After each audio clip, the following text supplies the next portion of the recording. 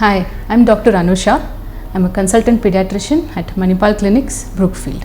Asthma, as we know, is a very complex disease and it's becoming increasingly common these days. So here is the take on some of the risk factors and diagnosis of asthma.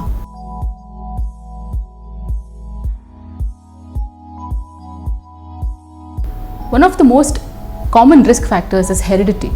Most of the children with asthma have a family member who is also an asthmatic or who also has other respiratory or skin allergies. Unfortunately, heredity is something which we cannot modify. But there are other modifiable risk factors.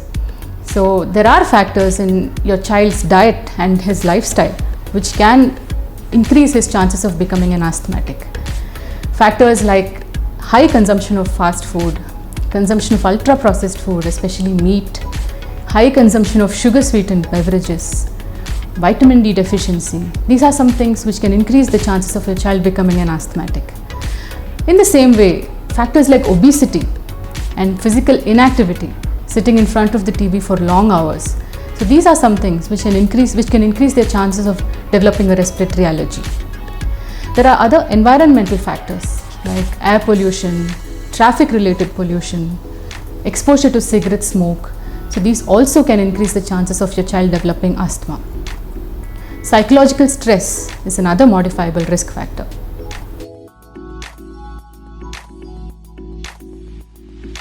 So breastfeeding is a proven protective factor. Breastfeeding in the first 6 months of life, aside from the nourishing factors, it also has a lot of protective factors which can help protect the child from respiratory allergies. Providing the child with a healthy, nutritious diet which is rich in fruits and vegetables and frequent consumption of fish oil, these are all protective. Consumption of probiotics in the form of curd can also protect your child.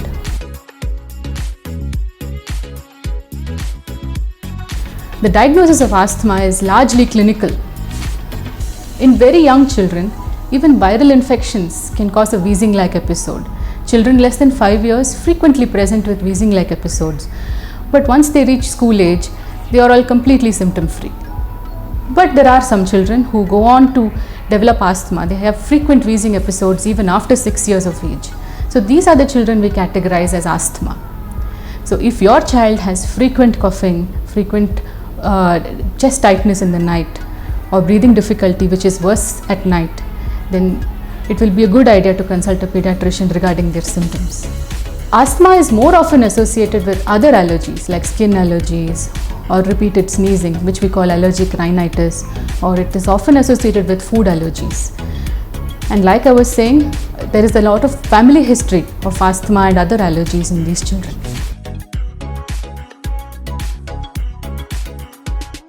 In addition to the clinical diagnosis, we can do what we call pulmonary function testing or lung function testing. The most frequently used test is a spirometer. In spirometry, the children are encouraged to blow inside a pipe, and using a software, their lung capacities can be detected and measured. So this will help us to identify the severity of the underlying asthma, and it will help us to identify their response to treatment. Other tests like X-rays or scans or blood tests are not often used in the diagnosis of asthma, and they are not always necessary.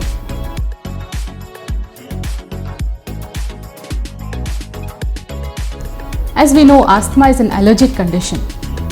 But what is your child allergic to? Are there tests to identify this? Yes, there are skin prick tests.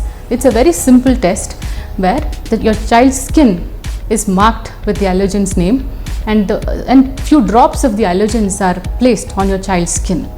And this, based on reading of this test, we can identify which allergen your child is allergic to. With diligent management and regular intake of medication and allergen avoidance, asthma is a disease which can be very well controlled. Thank you.